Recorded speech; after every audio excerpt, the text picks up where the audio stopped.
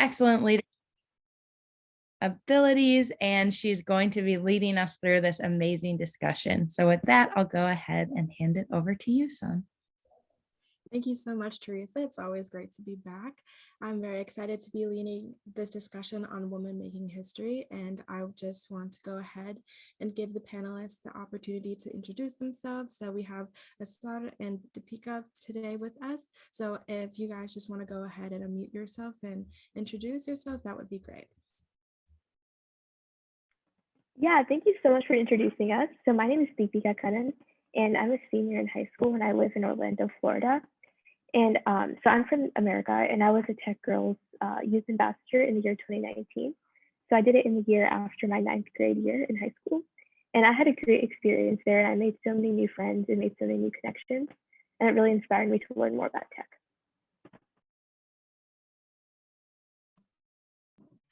And my name is Asa. I've actually prepared a little intro slide that we can quickly go through to talk about my journey and how it was. As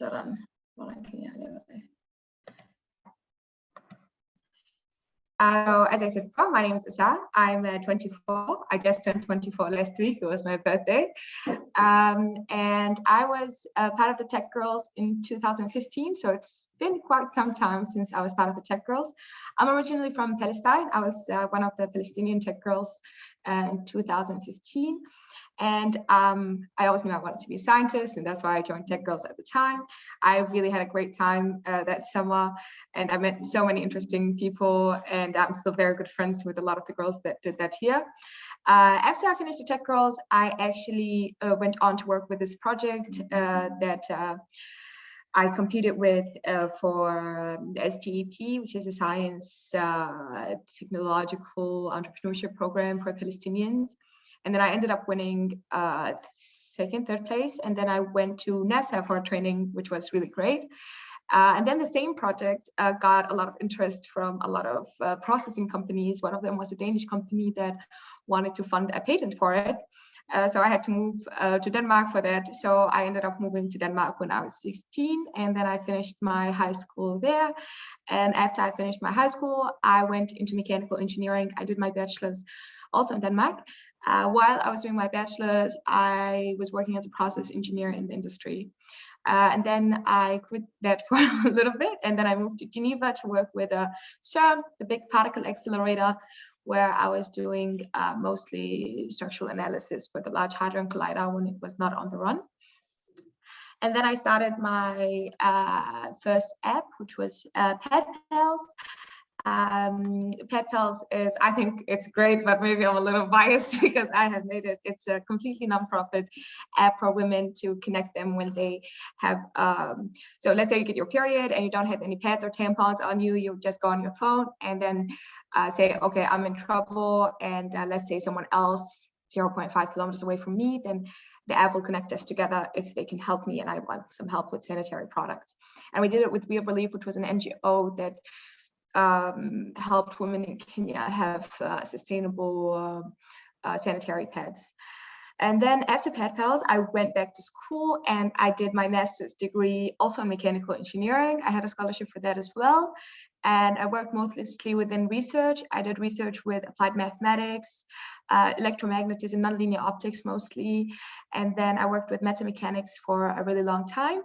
And eventually with the pandemic, it was very hard to have access to laboratories. So I switched to CFD and computational fluid dynamics. And while I was doing my master's, I was also working as a structural engineer. And halfway through, I got recruited by Google, where I was doing thermal engineering for their data centers and optimizing the cooling in their data centers. So I was just a thermal engineer there. But then I decided to quit Google, and now I'm doing, I'm a Marie Curie fellow working with aeronautics.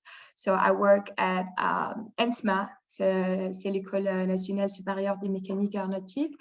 I work at the Institute, Superior Institute for Aerodynamics in Space. My research is mostly about controlled volume combustion in rocket engines. It's a cool research, I think, so far. So, but I have just started, so it's my first year of PhD. So we see how it goes. Just to be a little bit more wholesome, I put in what I do in my free time. I play rugby. Actually, I played for the national champions in Denmark, so I'm not as good anymore, especially after the pandemic. I'm not in that great shape. And I do enjoy doing a lot of outdoors activity and being with my friends as well. Just some facts about me. I do play sports, and when I was younger, I did a lot of martial arts. And you can connect with me whenever on LinkedIn or whatever. I will stop sharing. Yes. Thank you so much for that thorough introduction. The slide was beautiful. So I'll just go ahead and start with the questions. It'll be question and answer format. So going back to your experiences as tech girls, what was one of your favorite tech girl memories? My favorite tech girl memory was probably all the fun things I did with the girls in my year. I was very lucky. I'm sure that all the years it was the same. But personally, for me, my favorite memory was definitely all the fun things I did with my friends, who I'm still in contact with. The vast majority of the tech girls in 2015, we are still in touch. And yeah, I would say that's by far the most fun thing is just like all the times we stayed up and we were talking, and it was just a great experience. I think the social aspect of it was definitely the highlight of it. Yeah, I definitely agree with Asar too. I think the social aspect is the best part for me as well. And I also really enjoyed the cultural presentations because I learned a lot about everyone else's like backgrounds in their countries. And I also thought it was fun to like as the youth ambassadors from America to give our cultural presentations, because like all of us like from America we're also so diverse within ourselves. So it was really nice to like give them a feel for that too. Thank you so much. And then could you each speak a little bit on how your Tech Girls experience influenced your interest in STEM, and if you had a follow-on project, its status and how it went?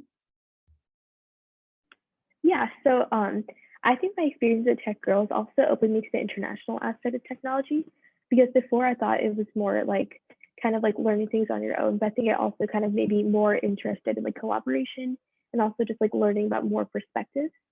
So actually, the summer after Tech Girls, I did another State Department program in which I learned I studied Arabic for a few months. So it kind of interested me more in the international aspect of technology. And I've also I've started a nonprofit called Coder Chicks, and with that, I've been teaching a lot of young girls in my area how to code. So I think it's interesting that like I was able to transform my experiences of a collaborative STEM environment with a lot of girls at Tech Girls, and I was able to transform that to something in my local community as well.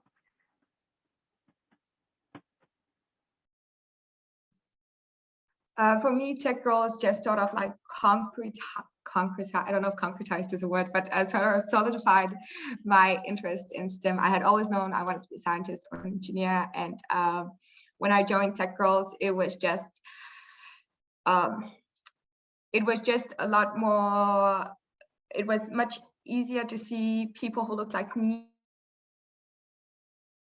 Africa, were also interested in the same things as me. So it sort of made it, okay, I can do this. This is okay. We can do it. If we are, it's so much harder to think that, oh, I'm the only person interested in this who looks like this, or I'm the only person who is into STEM or into science or wants to become an engineer in my environment. But then when you see so many different people doing the same things, who look like you, who come from similar backgrounds, it really sort of solidifies not just the interest, but also the motivation, and you think, okay, yeah, I can do it. And I think that was a big part of Tech Girls that really pushed me towards, and it was really sort of what jump-started my actual career in STEM, I would say. Thank you so much. And there was a question that started about the app that you created and whether that was your follow-on project or if it was inspired by your experience. No, it was not my follow-up project. My follow-up project was something for refugee girls in camps in Palestine who were interested in STEM. But this app was actually inspired by my own experience. I did mechanical engineering in my undergrad, and there are not a lot of women, to say the least, and and I'm one of the very forgetful people, and my period was not so regular until I was maybe 22, 23, so I was always forgetting my pads, and it was a very big problem for me. And I remember it happening so often, and at that point I lived so far away from campus. I lived maybe an hour by transport from campus, and we were working on a project, and I was working with maybe 5 guys, and I had my period, and in Denmark everything closes super early, like maybe by 10 p.m. you can't find anything open. So it was maybe around midnight, 1 a.m. we were working in the laboratory for very long, and I just had my period, and I was like, guys, I have to go home, this is just crazy. And while I was on the train home, I just thought like, wow, this is wild, this is not something any guy has ever to think about. And it would have been very okay for me to just go and ask anyone, but it was like midnight, 1 a.m. in the engineering department, where you simply don't see as many girls, or you can't just ask anyone. It was not the perfect time to ask anyone. And then when I was on the train back, I was thinking, wow, this is just insane that no one has thought about this. And if men were getting periods, there must have been a much easier solution to this than what women have to go through. So I was just on the train, and I had the idea in my head, and I looked up emergency pads or emergency tampons, and there were some sanitary companies that will have this emergency service to deliver them to you, but it would be like triple the price, which I think is crazy to capitalize on women having periods in this way. So I thought the best way to go is for women to help other women. I mean, we live in like digital sharing era. People are sharing their houses, their clothes, their wardrobes, their cars. I'm sure that every woman have asked if she had like an extra pad or tampon on her, and she would have no problem sharing. And then when I had the idea, I thought this would just not help lazy, forgetful women like me, but it would also help young teenage girls, because I remember when I was 13, 14, when I started my period, I was so ashamed or so embarrassed to ask publicly, like, oh, does someone have a pad or something like this? So I thought it would also help other women. And I also felt that the entire sector of app development was not so much female oriented, because when I was pitching the idea for investors, the first thing I remember, it was like a room full of men, and one guy just said, but why don't you just keep a pad in your pocket? And I said, because women clothing don't have pockets. And he said, but that's a much better project. Make clothing with the pockets in them instead of making this app, which completely misses the point. But I think this, it was my first real experience of thinking, okay, this is something for women, from women, and we have to make it by women. And then I created the app, and I had complete funding for it, but it's completely not profit. Whatever we made, we had tended to this real relief. And unfortunately, the pandemic came right after, so people were at home, and it was not so hot anymore, let's say. Yeah, but you are very welcome to download it and try it out and tell your friends about it, for sure. Thank you. That's a very inspiring thought process behind it. And I admire your ability to go ahead and do those fundraising pitches and be able to talk openly about that topic in front of men and trying to get them to understand. I mean, yes, we also have tiny pockets too. So their comment about why don't you just carry around a pad shows that they really don't understand the experience of what it's like to be a woman. We also have a question for Devika. So could you talk about the impact of coder chicks? Yeah, so after my TechGirls program, and so I first started as a small after-school club at my former middle school, and we taught Python programming once a week for the course of one semester. And it went very well, except the attendance was kind of small. And then after that, I had another workshop at my local library, and that one had a pretty big turnout. And by the end of the workshop, I had all the girls work in groups so they could design an app that has some sort of social benefit. Because I feel like today the problem with a lot of tech companies, like while they have a lot of good in them, a lot of tech companies are also at the same time causing a lot of problems regarding like data privacy and like biased algorithms. And they also like propagate a lot of misinformation on the internet. So I think it's important to train the next generation of people going into the tech field to value these problems and make sure that technology is suited for our people and this environment.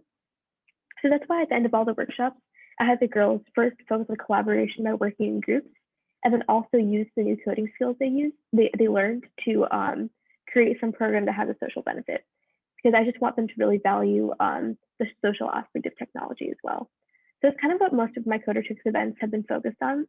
I also had a pretty big event like right before the pandemic started at my local university, and we had about 50 young girls, like middle school and younger. And we had 2 workshops. We had cybersecurity and app development.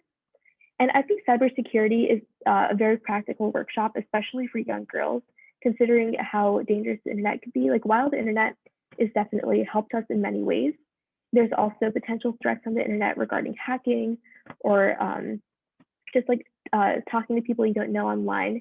So I think it's really important that the next generation is very well educated on how they can be safe and safely navigate the internet. So that's what our cybersecurity workshop focused on. So I think that's a very practical thing for young girls to learn. And since then, I've had a couple more cybersecurity workshops. And I think that app development workshop is good because it gives them kind of like a real world application of technology.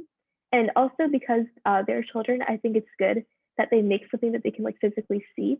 They can be like, okay, this is kind of cool. This is something I could continue doing after this. So yeah. Thank you so much. You both are very intelligent and articulate, and it's evident that your experience as a woman has shaped the way that you choose to mentor and hold a lot of your projects. So I'm just also going to go ahead and answer the question, since I was a TechGirls 2018 alum, and I also am from the US. So similar to Topeka, when you were talking earlier about how TechGirls increased your interest in cross-cultural exchange, it did the same thing for me. And I actually am going into finance and data analytics, which is a little STEM, a little business. But back in high school, after my experience, I was able to sort of refine my ability to recognize issues within my community, and I noticed that there was a lack of accessible leadership training. So I went ahead and I decided that I wanted to create an environment where students could practice leadership training and developing those skills in a low stakes environment. So I went ahead and I organized a conference geared towards giving those students that low stakes environment, but also introducing them to peace building. So we had a peace building simulation that was very similar to cross-cultural exchange, as well as speakers to talk about their experience, because I wanted to increase accessible leadership and showcase leaders within our community. So similar to you guys, I was sort of pulling on my experience in TechGirls, incorporating my experience as a woman, and then also serving my community. So going off of that, what lessons have you learned from other women in your life, and you talked a little bit about how being a woman influenced your work, but how have women influenced you guys? I think that women throughout my career, I was very, very lucky to meet the few women that I have had during my career have been extremely, extremely supportive and have played the role of great mentors, to be honest. And contrary to what a lot of men in my career has thought, all the time, I have heard men during my career really criticize other women and how other women interact, when in reality it's not the case at all. Maybe absolute numbers wise, yeah, of course I had more supportive men just by default because there were more men in my career. I had met 300 men, I've worked with 300, 400 men. If 20% of them were supportive, and I have worked maybe with 3 women and 100% of them were supportive. So of course, absolute numbers, men have been more supportive, but down. They have been both they did warn me about how hostile STEM can be for women. And I hate to admit, it has been very much my experience in a lot of situations that, yeah, it was a very hostile environment for women. But at the same time, everywhere I went where there was a woman, we just, spotted each other across the room and like allied together, and it was much easier. I have always felt like when I wanted to stand up and say something, especially when I was starting my career, when I was starting a new company or whatever, whenever I wanted to say something and I would get interrupted or talked over, there was always the other woman who when they were seniors, of course, this was great for me.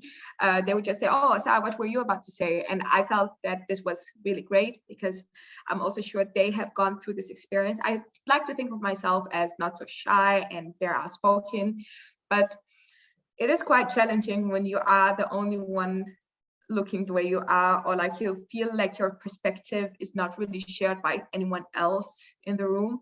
So it makes it a little bit harder to share your perspective. But when you feel like at least I have one other person who I'm sure has the same perspective as me and can actually stand up for me, it will be okay. Or it makes it a little bit easier to talk or stand up for things. That's what I think. So other women in my career has been definitely positive impact. They have been great mentors. They have been not just mentors, but until now, they are very good personal friends. Even a lot of them, though, have been senior engineers. They have helped me so much through so many things, both personally and professionally. So the main idea that, or the idea that men like to promote in STEM, that women are not supportive of each other, is completely false. I think that women have supported me, and I would like to think that I have supported other women also so very much. So yeah, but I do think that the main problem is not having enough women to support each other. That's the big thing. And that's what I'm very active in my local community to try to change, to really push more women towards STEM. I'm part of High Five Girls, which is a network for women in STEM in Nordic countries, in Scandinavia mostly, where we target girls between 13 to 17 who are interested in STEM, to just tell them about it. Like, it's okay if you don't want to go into STEM, but we feel like there's so much more influence and push for boys to go into, I don't know, into STEM and engineering and so on, when it's not very much the same in mainstream media for girls. So we would like to give this space to allow for the girls to have an opportunity to contribute to STEM, because I mean, I think it's crazy that our entire world is being designed by half of the population in a sense. While I think it's okay, of course, we need men to be in the industry, but we also need women. And when people tell me that it's just men are better at this, there's absolutely no scientific proof that men are better to be in STEM. This is completely false narrative that has been adopted for a long time. It's completely not true.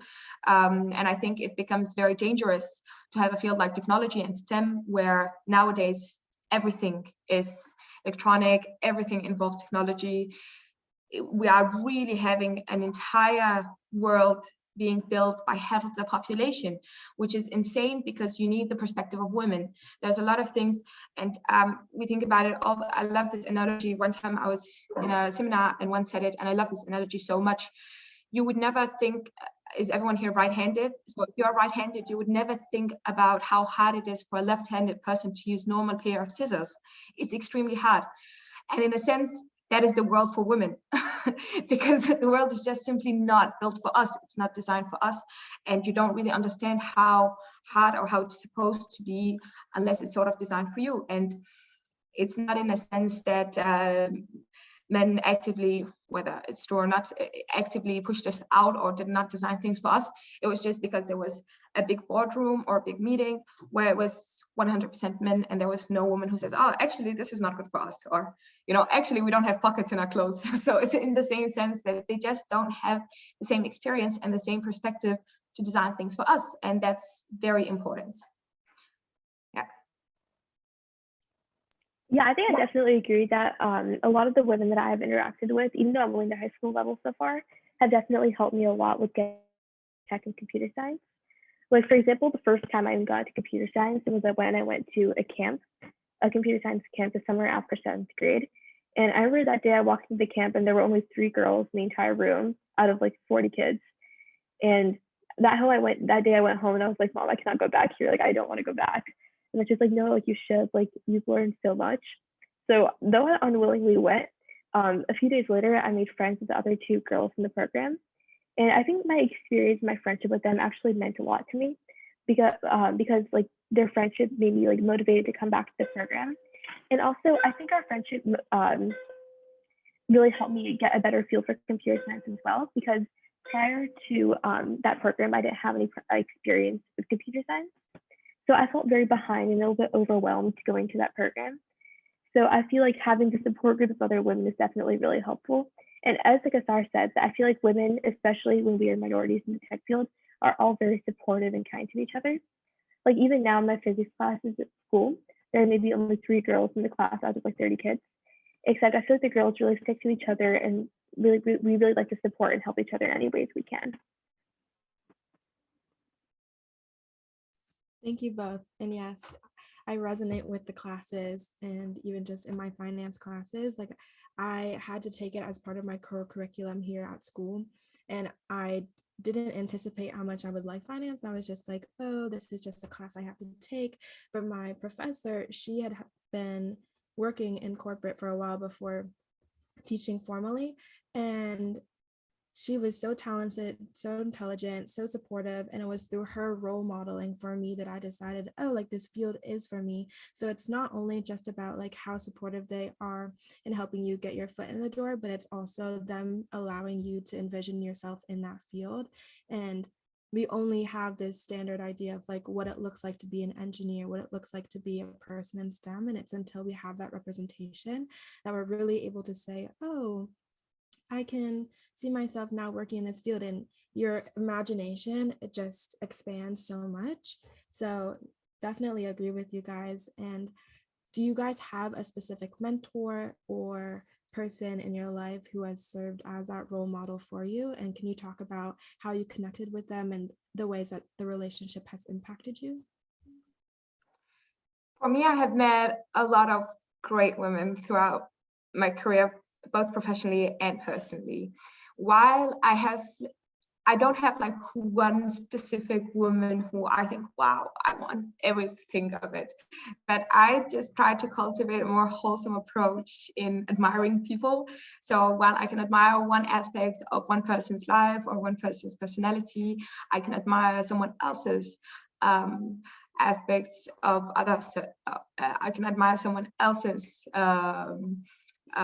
motivation or work in other aspects. And I think this was a bit more wholesome than to just have one person that I follow all the time, because I also feel like where I am right now, I was in Scandinavia and Denmark before, and now I'm in France, but I originally come from Palestine. So my experience, even though the women I have worked with were women in STEM and we have shared a lot of things, my experience in life has been drastically different than a Danish woman or a French woman, let's say. It's very completely different lives and worlds, to say the least.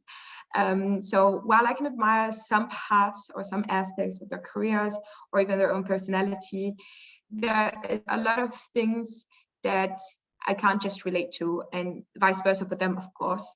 So in my sort of mentorship, I have asked people to be my mentors when I've realized, oh, I like what they have done over there, so can they help me in this path? Or I like this person, what they have done over here, can they help me with this? Or can they show me how they've done this? But generally, I have tried to learn from different people and have been mentored by different people in areas that I was very interested in. But I also find it very, very hard. And I don't know if this would have been different if I was in an environment with people similar to my upbringing or similar to how I was brought up or my culture or my environment. Because of course, I've had challenges that they did not have to face, and I'm sure they've had challenges I did not have to face either. So it's very hard to sort of compare my journey to theirs and completely follow their footpaths. But I can definitely still learn something. And I mean, one of my biggest role models is my grandmother, and she's not educated. She's definitely not an engineer or in STEM, but she really worked very hard. And I feel like we can be a bit more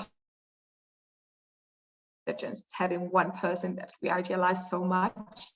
I felt this was much better approach for me to meet different people and sort of like pick what I like and ask them for mentorship in this very precise domain that I admire them for.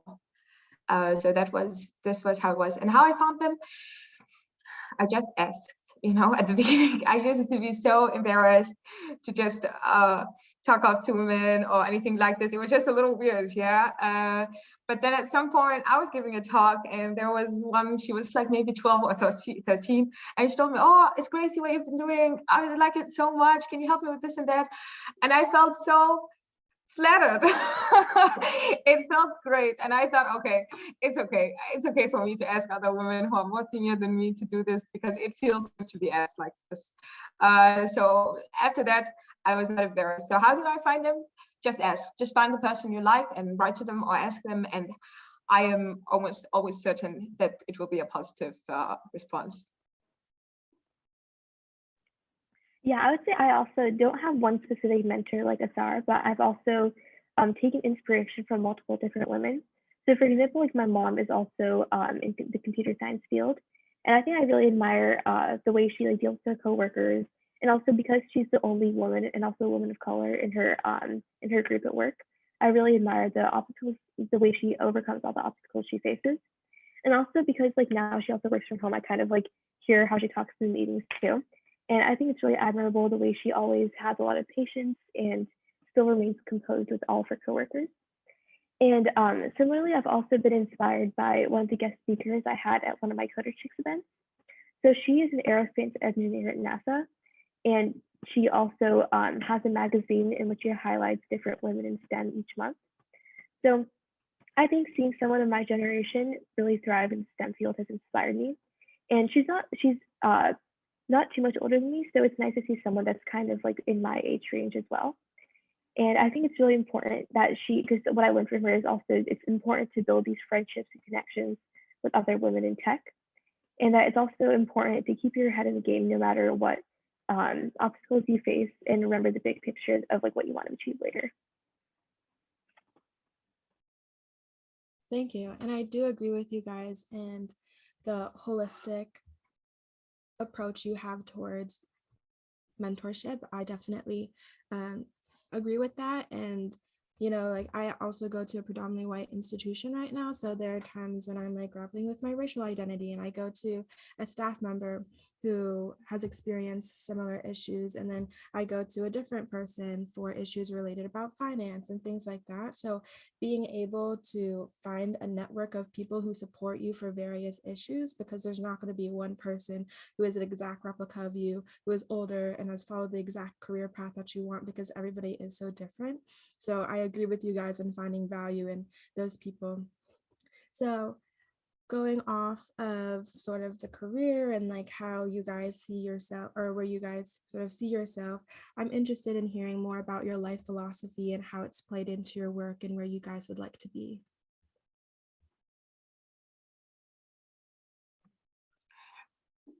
I think it has changed so much over the years, my life philosophy, because of course, when I was starting my career, I was working crazy hours, and when I had to keep my scholarship and work full time, it was very crazy for me, and it was very stressful. But then I feel like at some point I was very harsh on myself a lot of the times if I was just not perfect at everything I was doing, and that's not a very healthy approach.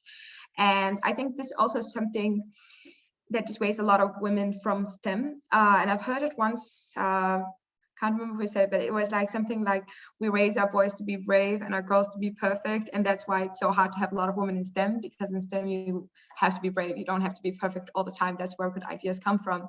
And I really enjoyed that saying.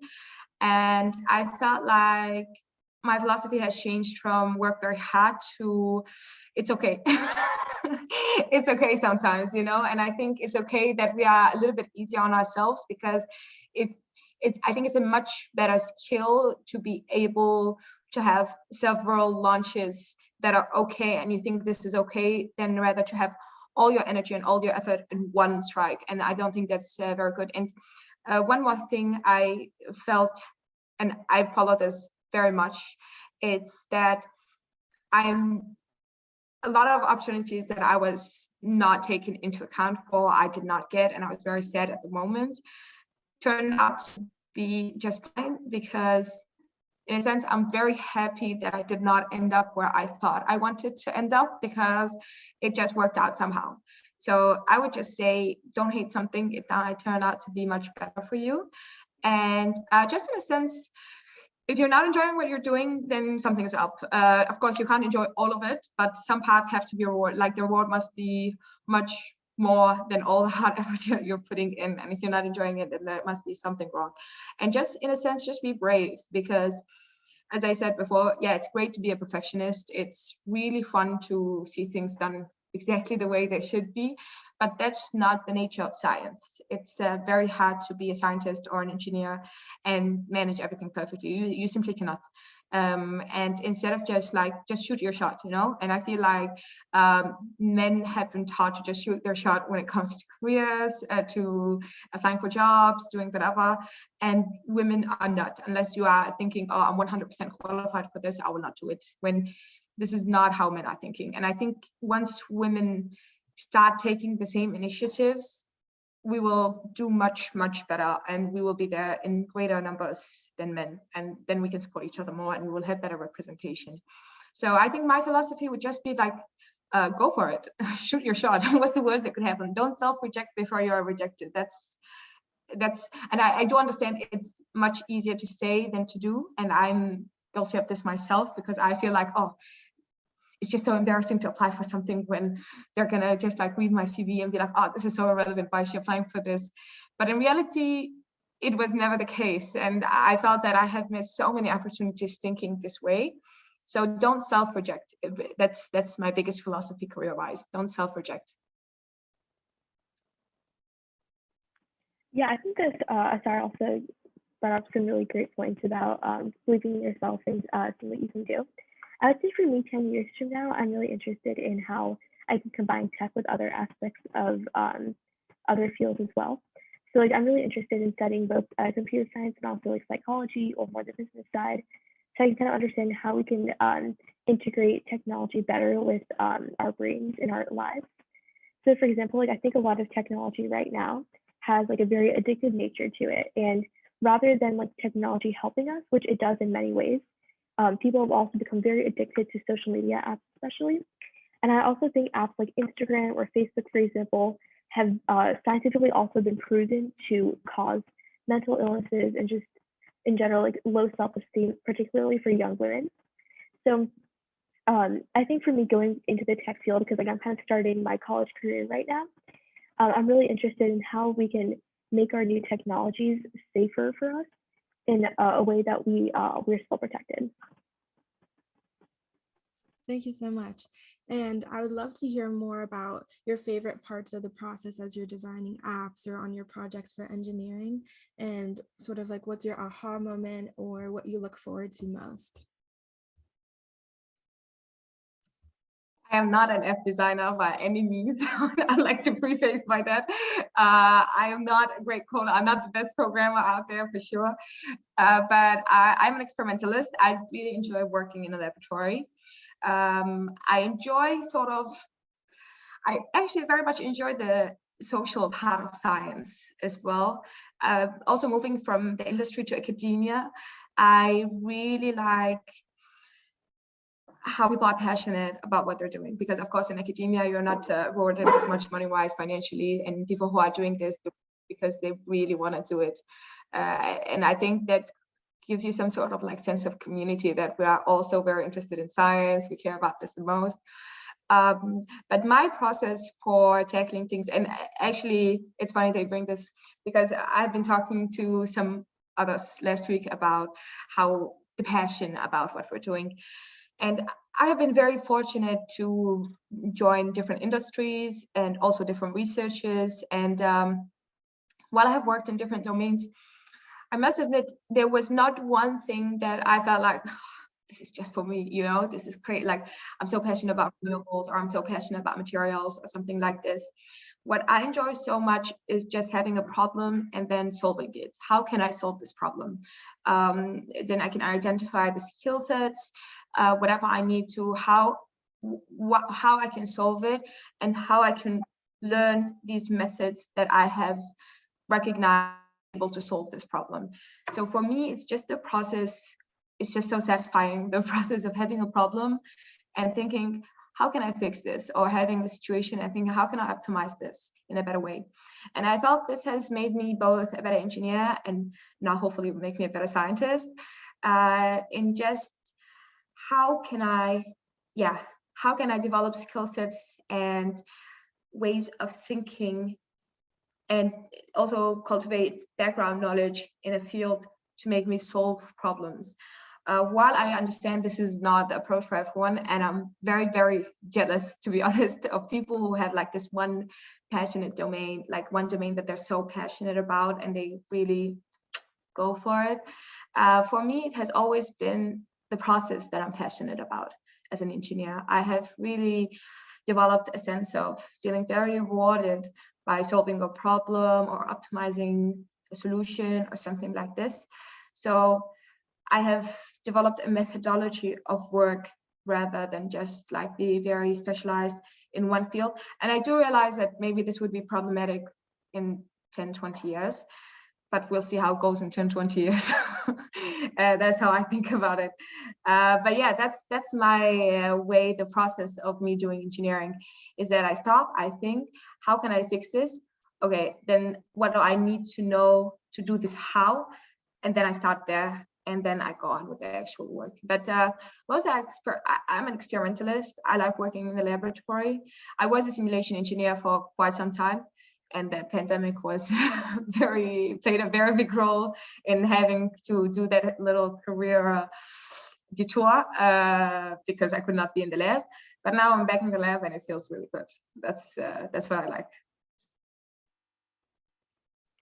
Yeah, I think one of my biggest moments when I realized I'm doing something right in the tech field is like with all my Coder Chicks workshops, I often ask the girls like what they learned, and also at one of my events, I had a group of people make a film about art, like a small video just about our event and about Coder Chicks.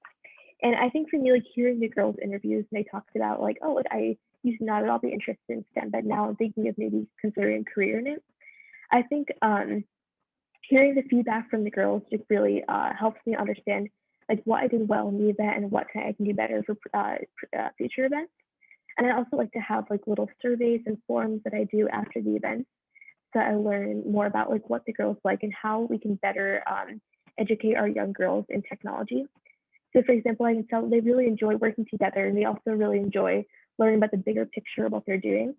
So for example, like every time I teach them any new concept, I always give them an example of a time they have used it in their real lives. So for example, like we're learning about like for loops and just like loops in general. And so I was telling them how when they send like maybe Snapchats and stuff, like they that's an example of like a loop in their real lives. So I think like it's really good to teach them more about like how they can apply everything we learn into their real lives, so they can see like how important it is. Thank you both so much in pulling in connections of example or in pulling in examples. I'd like to hear a little bit more of like, you know, part of that process involves working with people and understanding sort of the gender dynamics at play. How do you guys navigate conflict, but especially gender-based conflict? I don't. I feel like, which is not a very good start. Of course, some confrontation is okay, but I'm not the most confrontational person, and it has been a little problematic for sure. But I just decide to avoid microaggressions that are gender-based, to be honest, at this point, just because I would rather spend my energy on something else. If someone is making a lot of I feel a lot of microaggression from one guy, I would just rather choose not to work with him at this point. It's also a lot of times there's a lot of power play, I think, especially maybe in the industry a lot more than academia at this point. And yeah, I must admit, I'm still in the process of starting my career sort of, and I would just rather not go into confrontation, which is very, very not brave of me, and I understand that, but it's okay. Sometimes I just feel like I would rather put my effort and my energy into my work and let my work speak for how good I am instead of me speaking for it. And I do agree that it's not the best way, and it does get very frustrating a lot of times. But when I do feel like there's no power play and there's not necessarily a lot of consequences, but it's normally not the case. Normally it is very much a power play, and very much there are a lot of consequences to me standing up and saying something. And it's a very, very unfortunate situation. And I'm sure it's not just here. I'm sure that every woman in STEM has experienced this at some point, if not at many points throughout their careers. And I just feel like I have been also very fortunate to have colleagues who would stand up for me a lot of the times, which was very helpful. And I really appreciate that. But otherwise, how do I navigate, gender-based kind of problems? Yeah, I try to avoid it, to be honest, especially at this point. I just try to avoid it as much as I can. And instead, I just try to pour my energy and my effort into the actual science I'm doing. And I feel like that kind of, shows that I'm good enough at what I'm doing. And it makes it a lot easier it's much easier to show your worth than to say your worth, I think, by the work, the science that you are making. And while, of course, no woman should have to go through this, and it's very unfair, for sure, it's just how it is. And these gender-based problems, they start from very small, minimal things to very big things. And of course, the varying levels is how you should deal with it. I mean, it starts from the boss and the other engineers, male engineers going out after work, and you are never invited to it, so you never really can accelerate your career, to straight up inappropriate comments or people straight up in your face saying things about women, and you really can't react because then you are this extreme person, and you don't want that either, which is, I don't think that's very fair. But I also think like the varying levels of gender-based aggression should be dealt with in different ways. But until now, unfortunately, it's very, very patriarchal environment. It's very, very much male-dominated field that at this point in my career, I just try to avoid it as much as I can and de-escalate. While I know I don't necessarily have to, I just think it's not the best usage of my efforts and energy. And that's how I navigate with it. I am sure it's not the best way, but I just, try to do it like this. Yeah, I think I also agree with that too. I've also kind of been trying to avoid it, but also I think I kind of like to address it sometimes if it's like too uncomfortable for me. Like for example, last summer, I was working on a research project that involved with computer science and kind of with environmental science. And I was working with a group of other high school students. And I remember when the boys in the group would often talk over me when I was speaking. And I think after like multiple instances, I think it's important to definitely bring that up. Not only just for myself, so also like he doesn't go into the tech field thinking it's okay to do that to other women as well. So I think it's important to sometimes bring it up, even though it's definitely a step out of one's comfort zone. Like I only brought it up towards the end of our research program together because I thought that would be like the best time to do that, just so it wouldn't be awkward for like future encounters, for example.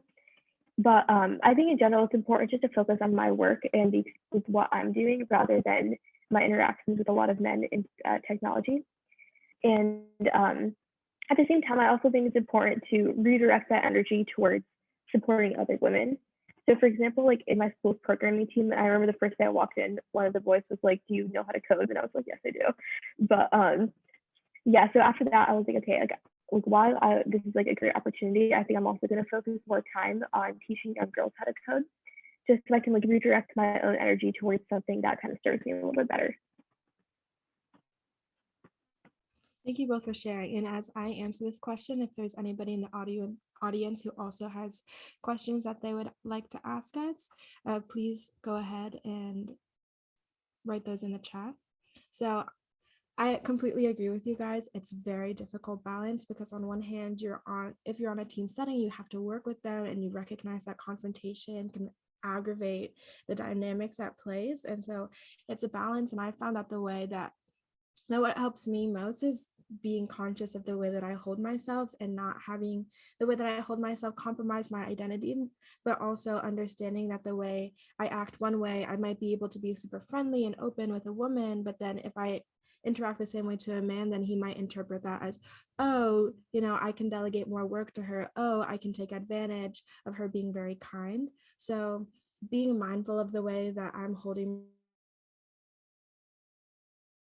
so open to working. So it's definitely that balance. And what I've also found that helps, I really liked your point, Topeka, about putting that energy and supporting other women. In the same way, it's setting yourself up so that you have a network of women who will support you. So if I was like working at an internship, and what helped was befriending like a senior manager or like a senior employee, so that if something was happening in my group, then I could go and talk to them and they could help me. And it was sort of a third party that I could lean on, and that was something that served to help me.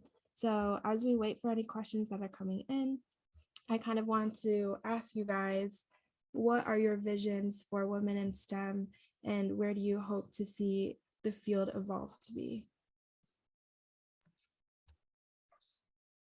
I don't know. I really would like to think, I don't know if it would be in my lifetime that we see real equality in the STEM field, but I mean, we have gone such a long way in such a short time.